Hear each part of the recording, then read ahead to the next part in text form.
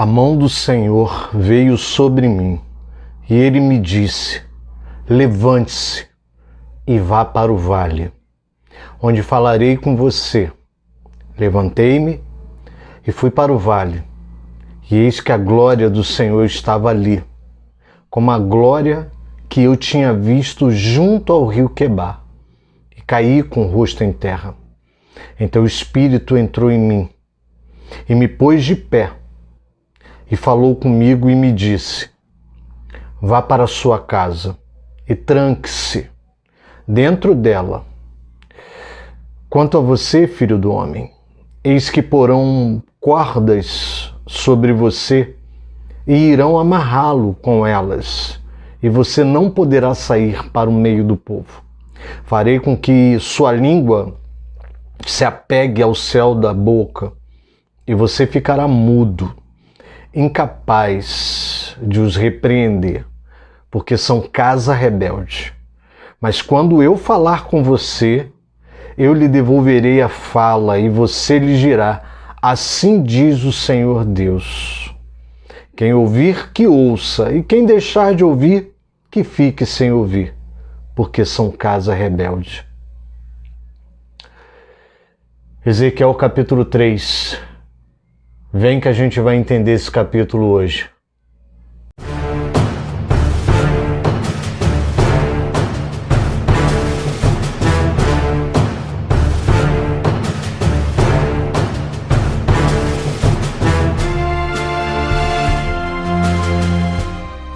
Graças e paz, queridos. Pastor Alexandre aqui de volta. E eu já quero começar te agradecendo por você estar acompanhando a série de estudos e confrontos de Ezequiel. Muito obrigado pela tua participação e quero agradecer mesmo por todo o empenho, né?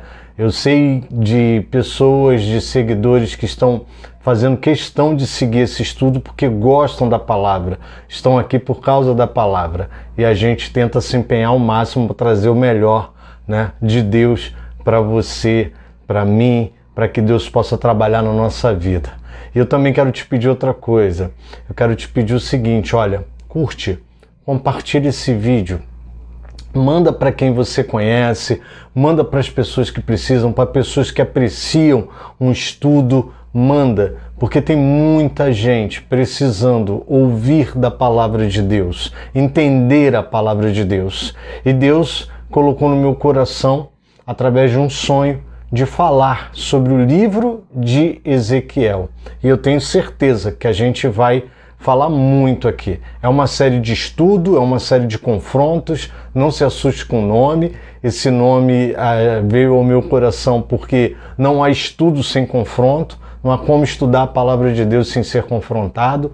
E Deus me deu essa estratégia de trazer esse estudo para trabalhar na nossa vida e trabalhar na vida de todos aqueles que estão ao nosso redor. E quando Deus diz que vai trabalhar na nossa vida, não tem como a não ser através do confronto. Amém, querido? Bom, falando um pouco do episódio passado, a gente invadiu um pouquinho o capítulo 3, eu expliquei para vocês o porquê.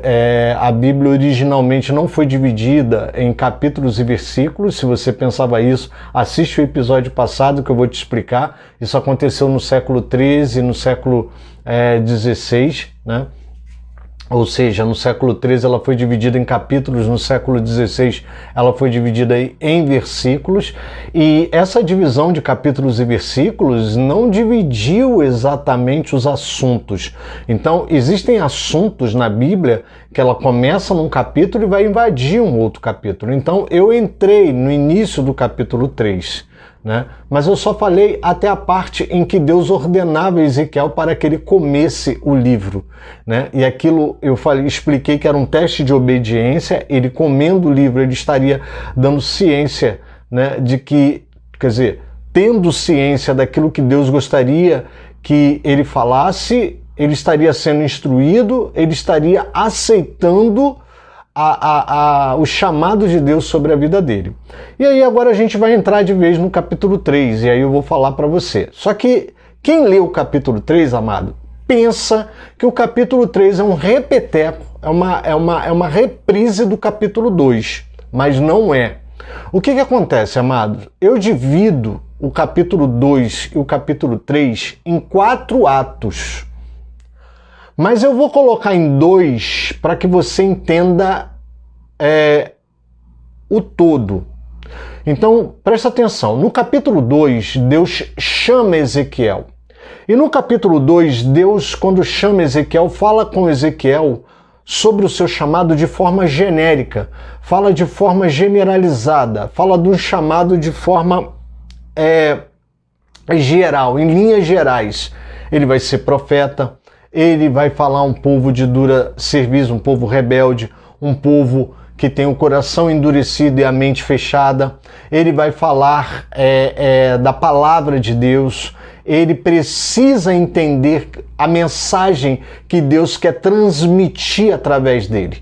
Então, olha só, presta atenção. No capítulo 2, quando Deus fala do chamado a Ezequiel, está falando do chamado em relação ao próprio Deus, ou seja, a relação do profeta para com Deus. Você vai notar que no capítulo 2 existe uma ênfase ao chamado de Ezequiel, porém em relação ao próprio Deus, como tratar as questões de Deus. Já no capítulo 3, muito embora Deus tenha falado um pouco da casa rebelde no capítulo 2, no capítulo 3, Deus vai dar ênfase ao chamado de Ezequiel para com o público-alvo dele.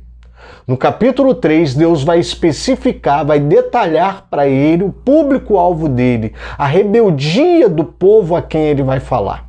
Então, no capítulo 2, Deus dá uma ênfase maior ao aspecto divino do chamado, ou seja, o relacionamento de Ezequiel para com Deus.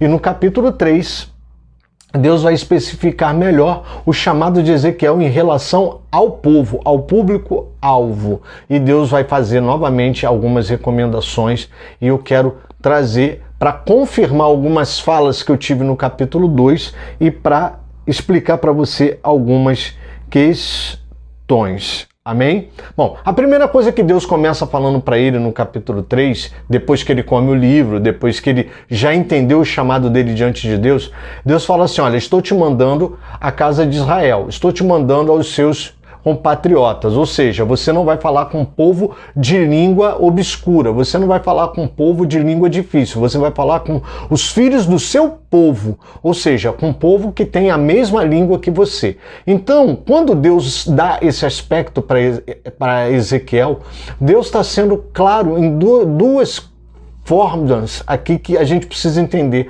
A primeira é que Deus não dá um chamado para você que você não possa cumprir, que seja demasiadamente difícil. Deus se preocupa com isso. Você vai ver que quando Deus fala com Ezequiel, olha, eu estou te mandando a um povo que fala a mesma língua que você, não tem uma língua obscura, não vai ser difícil nesse aspecto. Então Deus se preocupa em dar um chamado para o servo, para o profeta, para o sacerdote, um chamado possível.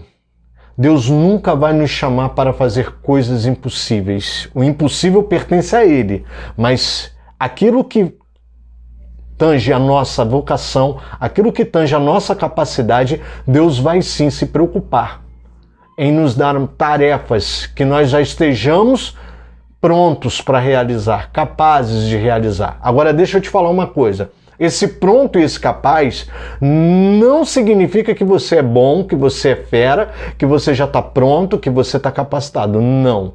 Simplesmente significa que na sua fraqueza Deus aperfeiçoou o poder dele e você já vai conseguir fazer aquilo que Deus está te ordenando. Então, Deus fala para ele que ele vai falar com o povo da mesma língua que ele. Muito embora tenha uma curiosidade aqui. Deus fala para ele o seguinte: se eu tivesse te mandado para um povo estrangeiro, provavelmente seria mais fácil. Você vai ler lá isso no capítulo 3, que Deus vai falar isso. Olha, se eu estivesse te mandando para um povo estrangeiro, teria dificuldade da língua, mas eles aceitariam com mais facilidade. Por que Deus fala isso para Ezequiel? Porque Deus está começando a introduzir Ezequiel num detalhamento maior que ele não fez no capítulo 2 a respeito da rebeldia do povo. E aí o que acontece? Deus começa falando para Ezequiel, depois disso, o seguinte: olha, eu estou te mandando a um povo que não vai te ouvir. porque eles não querem ouvir a mim. Então, amado, presta atenção nisso aqui. Quando eu falei no episódio passado que eu fico impressionado com certos chamados, né, que o cara está sendo chamado para pregar o evangelho em Miami, de boa, na beira da praia. Amado, me perdoa. Talvez isso seja uma limitação minha, mas eu fico confuso em relação a isso, porque, na verdade, eu entendo que nos dias em que nós estamos vivendo, eu não estou falando da dificuldade do chamado por causa do local, não estou falando da dificuldade do chamado por ser um local privilegiado, geograficamente privilegiado, isso também consta, pesa, né? Mas eu estou falando porque nós somos chamados nos dias de hoje a pregar para uma geração rebelde. Por mais que você ache que não, a geração atual, ela é uma geração rebelde. Ela é uma geração que está colocando em dúvida o patriarcado de Deus, o senhorio de Deus. Eu postei nas minhas redes sociais ontem uma matéria falando sobre pastoras feministas holandesas que estão se levantando contra as novas versões bíblicas que continuam colocando Deus no sexo masculino e como pai. Elas não querem, elas querem que Deus seja colocado também no feminino. Então você veja a que ponto chegou o liberalismo, o relativismo, a que ponto. E isso a culpa é nossa, a culpa é da liderança. A culpa são dos líderes que têm adaptado o evangelho para trazer mais gente e às vezes gente que não quer. Porque nós acreditamos que o povo com quem nós estamos lidando não é rebelde, mas é um povo rebelde sim. Então eu não posso acreditar na facilidade a partir do momento que eu conheço o povo em que eu estou inserido. E eu sei que o povo dos dias de hoje é um povo rebelde, tão quanto a época de Ezequiel. O principal desafio de Ezequiel era passar uma palavra para aquele povo que não era uma palavra doce. Apesar do livro ter sido feito doce na boca de Ezequiel, porque Ezequiel já tinha prazer na palavra de Deus, ele fez amargo no ventre. Ele encheu o ventre, ele encheu o estômago de Ezequiel. Então não era uma palavra doce para todo mundo. Então eu fico impressionado quando a palavra de alguém se torna doce aos ouvidos de todo mundo, na boca de todo mundo. Porque nós estamos tratando com uma nação rebelde, com um povo rebelde, com um povo que está mimado. A gente está tratando com um povo que está acostumado a torcer o evangelho até chegar no ponto de adaptação do seu pecado de estimação. Então, querido, Deus fala assim, olha, você vai ter problemas com esse povo porque eles não querem me ouvir. Ou seja, todo aquele que for falar a palavra de Deus vai ter problema porque o povo não quer ouvir a palavra de Deus. Se você prega a palavra de Deus, você vai ter problema com a palavra de Deus. Né? E aí Deus mais uma vez vai falar para ele sobre as características da casa rebelde. Só que, curiosamente, Deus vai repetir o que falou lá no capítulo 2, verso 4, Deus vai colocar só que de forma invertida. Deus vai falar assim, olha, eles estão com o coração fechado e a mente endurecida. Lá no 2,4, Deus falou que o coração estava endurecido e a mente fechada. E agora Deus fala que o coração está fechado e a mente está endurecida. Por que isso? Deus está dando uma ênfase. Isso é uma forma de Deus dar ênfase à rebeldia da casa de Israel. No 2,4, o coração era endurecido, ou seja, insensível, e a mente fechada. Eles não tinham raciocínio. Eles não conseguiam pensar na palavra de Deus e entender a palavra de Deus, porque a mente estava fechada e o coração estava endurecido, ou seja, insensível. Agora Deus inverte e diz, Deus vai falar que o coração está fechado, ou seja, não entra, não penetra nada no coração deles, e que a mente está endurecida. Ou seja, se pensar já era difícil porque estava fechada, imagina ela endurecida. Ou seja, uma mente parada, uma mente estática. Endurecida vai nos levar para pensamento como uma pedra. E o coração fechado é um coração impenetrável. Ou seja, ele já era endurecido no capítulo 2, insensível. E agora ele está fechado, ou seja, nada penetra. Então Deus está avisando a ele. E aí Deus informa a Ezequiel que vai tornar a mente dele, a fronte dele, a fronte dura, mais dura que uma rocha. E faz uma comparação, dura como diamante. Ora, amado, diamante é usado para cortar superfícies muito duras, como vidro. lisas e duras. Então, quando Deus fala assim, olha, não se amedronte, não tenha medo da cara deles. É engraçado, porque Deus vai falar da cara do povo rebelde. Ou seja, Deus está dizendo para Ezequiel o seguinte, eles vão fazer cara feia para você. Eles vão virar a cara para você. Eles são rebeldes, eles não vão te ouvir. Mas olha, eu estou colocando a tua fronte mais dura que a rocha, como diamante. Amado, Deus não faria isso à toa. Que a minha oração como líder e que a sua oração como líder, os líderes que estão me assistindo, ore a Deus e falando, Deus, coloca a minha fronte dura. Sabe por quê, amado? Sabe por quê, amado, que o Evangelho está passando por essas distorções? Porque a nossa fronte não foi dura quando deveria ser. Nós amolecemos quando não deveríamos amolecer.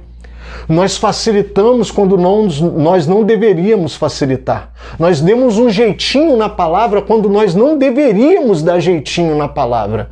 E com isso, cada grupo religioso foi torcendo o Evangelho, distorcendo o Evangelho e colocando o Evangelho tão flexível a ponto de aceitar os seus costumes mundanos, as suas práticas pagãs, os seus pecados de estimação.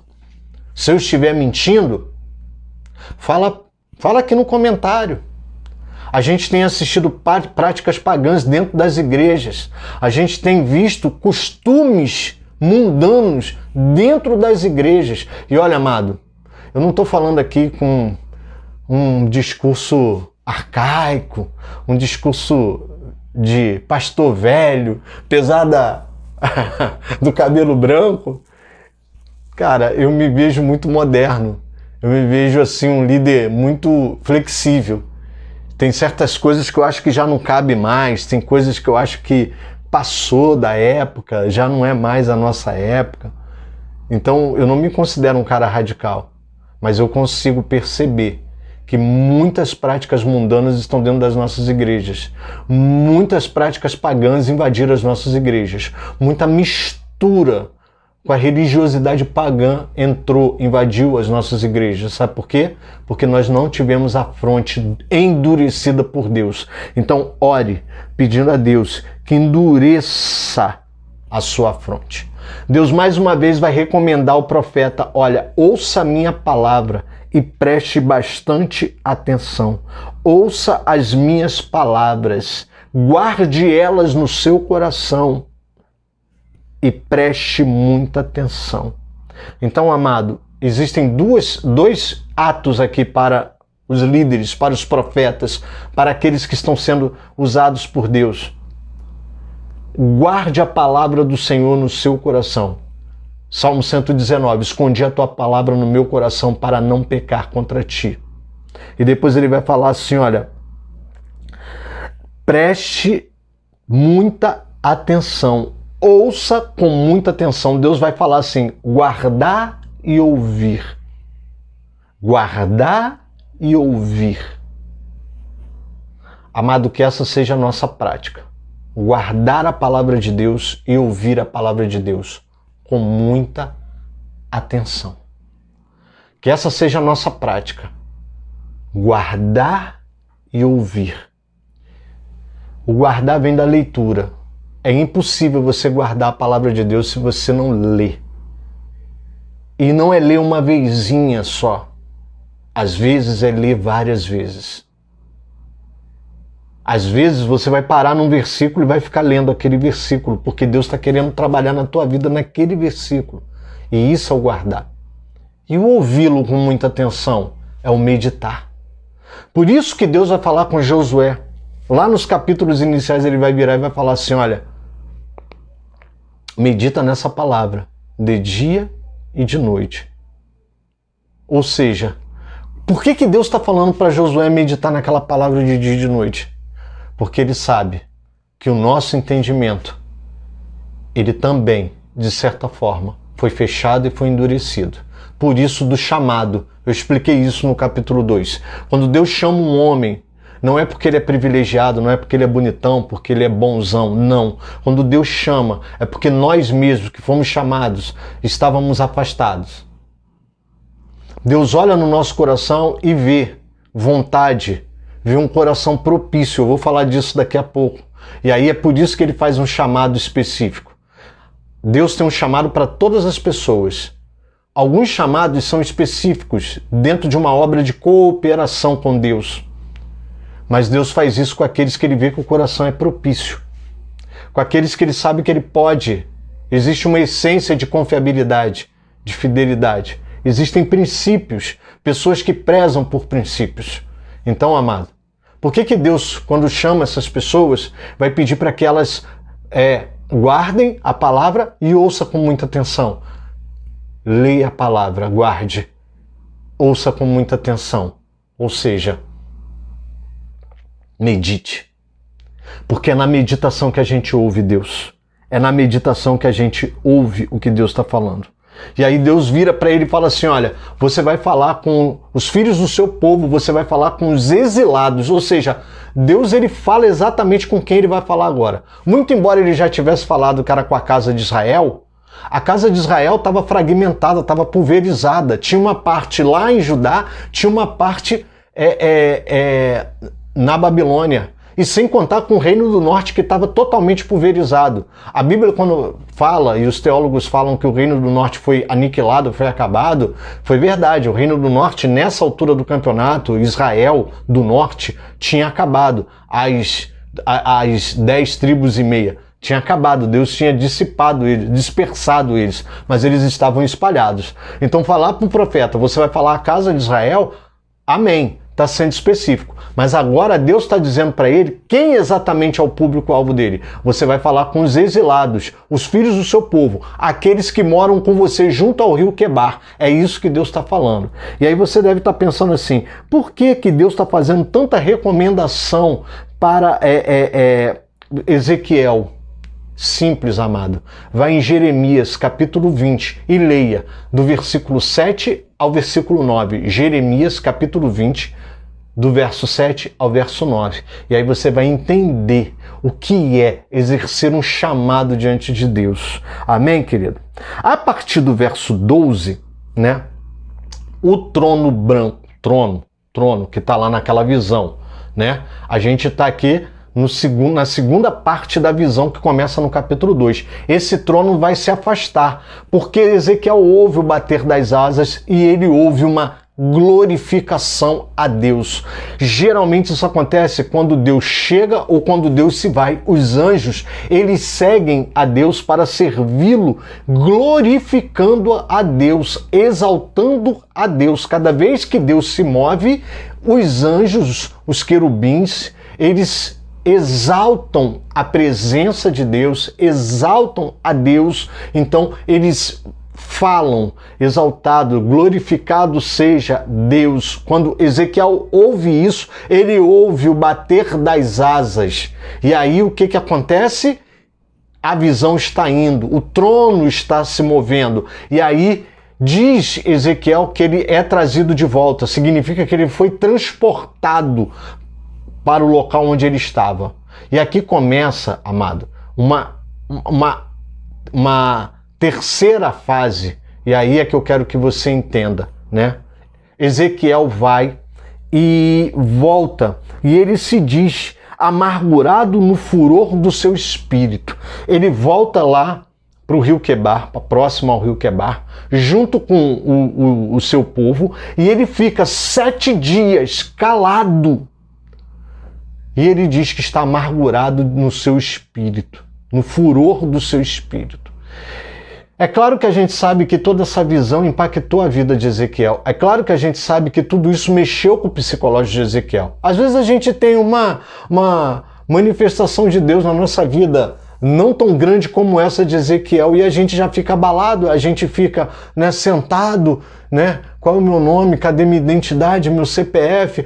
Imagina, amado. Para Ezequiel, que viu o trono, viu os 4 seres viventes, viu as rodas, ele viu tudo. Amado, ele ficou impactado. Mas deixa eu te falar uma coisa, essa expressão do furor do meu espírito se repete no Antigo Testamento 30 vezes. E nas vezes que se repete, é sempre uma indignação de quem passa a entender os juízos de Deus. De quem passa a entender o pecado do ponto de vista de Deus, de quem passa a entender as profanações da perspectiva divina.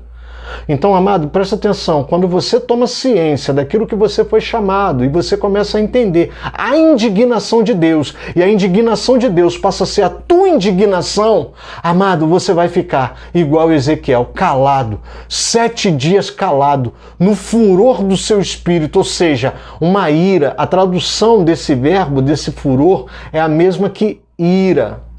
E aí você deve estar falando, o pastor falou de ira. Apóstolo Paulo vai dizer, irai-vos, mas não pequeis. Você pode até se irar. O problema é a consequência que essa ira traz a você.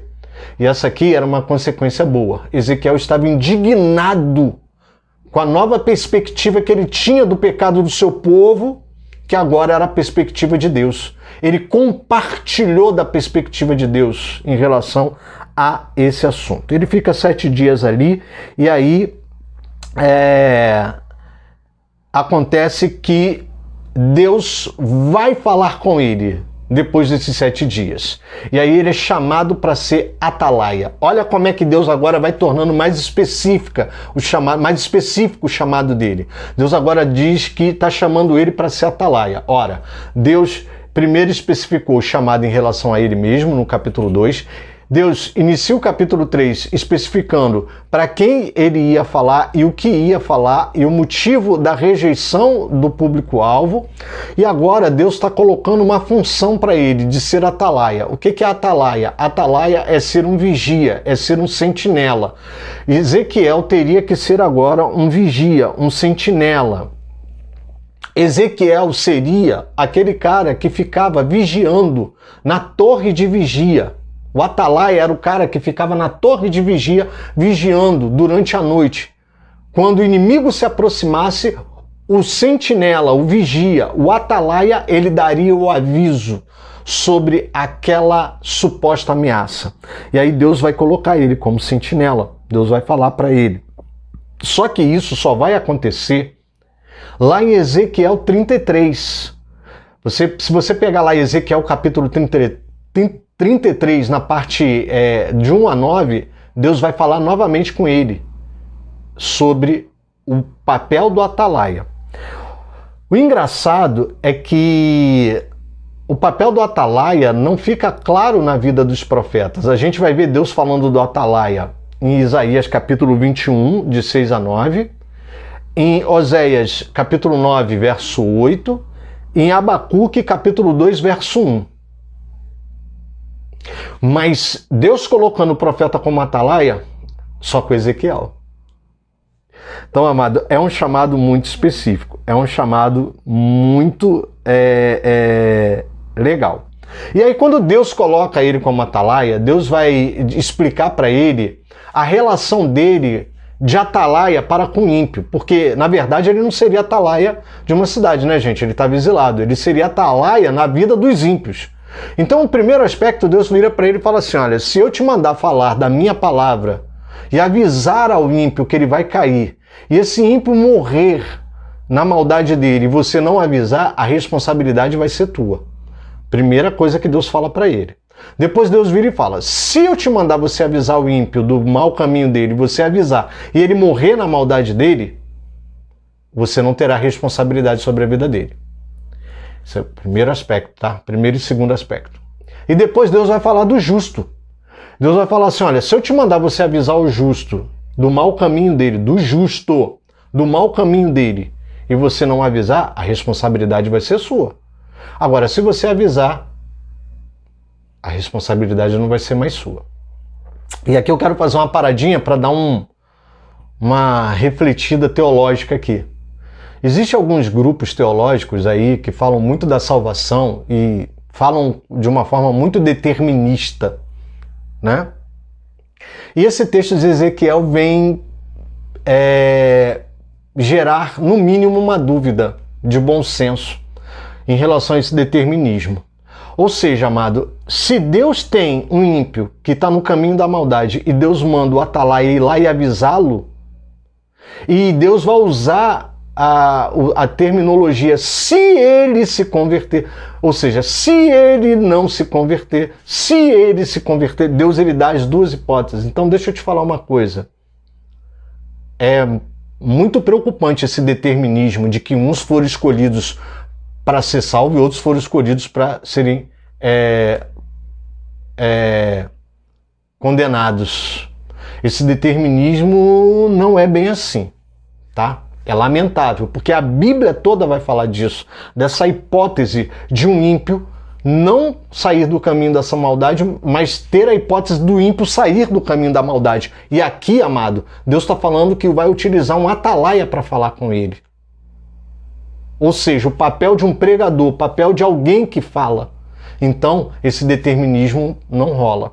E aí vem uma segunda questão também, que Deus usa o atalaia para falar com o justo. Mas o cara não é justo? Se ele é justo, ele já é predeterminado ao céu, predeterminado a não ser condenado. Como é que então Deus levanta um atalaia para avisar ao justo do seu mau caminho? Então, amado, o justo também pode se desviar. O justo também pode perecer. Então, assim, isso é uma mensagem que a Bíblia toda traz, e tem aí alguns grupos religiosos que seguem, né, determinadas linhas teológicas deterministas demais, que eu não quero citar nomes aqui, mas que, infelizmente, esse trecho põe, no mínimo, em dúvida, no mínimo, um bom senso de dúvida. Quando Deus acaba de falar com Ezequiel sobre a questão dele ser atalaia, que ele vai precisar avisar o ímpio do seu mau caminho e ao justo também, e pensa muito nisso, reflete muito nisso, tá, amado? Significa que Deus tem um cuidado de avisar antes, que Deus tem um cuidado de avisar. E se era determinado, para que Deus vai avisar se já está tudo determinado? Não faz sentido, não é verdade? Deus fala para ele assim, olha, vá para o vale. Ezequiel diz que a mão do Senhor vem sobre ele e manda ele ir para o vale, porque Deus quer falar com ele no vale. Sabe, querido, às vezes Deus quer falar conosco no vale. Às vezes Deus vai falar conosco no vale. E aí eu quero finalizar esse estudo com essa palavra, até porque o vale acaba o capítulo 3, né? E aí o Espírito, ele cai prostrado porque a glória do Senhor se manifesta. Você entendeu os 4 atos? Primeiro, a manifestação da glória lá junto ao rio Quebar, que leva ele para algum lugar. E aí Deus tem uma audiência com Ezequiel. E depois o trono vai embora e deixa ele. Ele sente um amargor de espírito e fica 7 dias junto ao rio Quebar, junto aos exilados. Segundo ato. Terceiro ato, Deus fala com ele sobre a questão dele ser atalaia. E agora, 4º ato, Deus leva ele para o vale e vai falar com ele no vale. Vocês entenderam os 4 atos? Beleza. Então você vai entender que, do modo geral, Deus fala com ele em 2 aspectos. No capítulo 2 fala mais do aspecto do chamado dele em relação ao próprio Deus. No capítulo 3 vai falar mais do chamado dele em relação ao público-alvo dele. Pronto. Essa é o entendimento geral. E agora eu estou te dando as 4 camadas, as 4 divisões do capítulo 2 e do capítulo 3. Deus leva ele para o vale e aí Deus vai agora ser muito específico. Olha bem como é que Deus é cuidadoso. No capítulo 3, Deus fala do aspecto do chamado de Ezequiel para com o povo. Depois ele fica 7 dias ali sentadinho, inquieto, no furor do seu espírito, né? E aí Deus chama ele e fala dele ser atalaia, ou seja, ele vai avisar antes os juízos de Deus. Olha como é que Deus vai se tornando cada vez mais específico. E agora, nesse 4º ato, Deus vai falar com ele o que vai acontecer agora, nos próximos dias. E aí Deus vira para ele e diz que ele vai para a sua casa, você vai para a sua casa, você vai ficar trancado nela. Você vai ser amarrado. E eu vou te emudecer, você vai ficar mudo, você só vai falar quando eu quiser. Amado, Deus vai deixar Ezequiel mudo, porque Deus quer que ele fale no momento certo. Porque essa indignação que se fez no coração de Ezequiel nos 7 dias que ele ficou no furor do seu espírito, talvez levaria ele a admoestar o povo, a repreender. Porque nessa parte do vale, Deus vai falar para ele que ele não repreenderá o povo. Ou seja, Deus quer que o povo continue. no engano deles. Deus só vai devolver a língua de Ezequiel na queda de Jerusalém. Um pouco antes da queda de Jerusalém, Deus vai devolver, que é a terceira deportação. Aí Deus vai devolver a língua para ele. Ezequiel capítulo 33, verso 22. Tá lá, é a segunda fase do ministério de Ezequiel. E aí, Deus encerra a audiência, né, com Ezequiel, dizendo pela terceira vez: eu vou te devolver a tua língua, você vai falar, e você vai dizer, assim diz o Senhor, ou seja, você vai falar em meu nome, autorizado por mim, quer eles ouçam, quer eles não ouçam. É a terceira vez que Deus está usando essa expressão. Deus usou a primeira vez em Ezequiel capítulo 2, verso 4, Deus usa a segunda vez em Ezequiel capítulo 2, verso 7, volta lá, tá, amado? Estuda isso, é você tá com a Bíblia aberta e ficar indo e voltando, verificando as coisas que eu estou falando. E agora Deus fala no fechamento do capítulo 3. Amado, que verdadeiramente possamos entender o chamado de Deus para as nossas vidas. Quem de nós, eu ou você, acharia que após Deus fazer toda essa manifestação de glória, Deus levaria Ezequiel para a casa dele e deixaria ele trancado na casa dele, mudo, para ser amarrado? A vontade de Deus é algo que não dá para sondar. Então, amado, entenda que quando Deus nos chama, a vontade dele é soberana e ele faz como lhe apraz. Amém, queridos? Que possamos orar pedindo a Deus que esse chamado entre na nossa vida, mas que entre nos moldes de Deus. E sabendo que não vai ser fácil, que é uma casa rebelde e que eu vou passar por privações. É isso que Deus está falando aqui nesse vale. Amém, querido? Deus te abençoe. Te espero aqui no próximo episódio.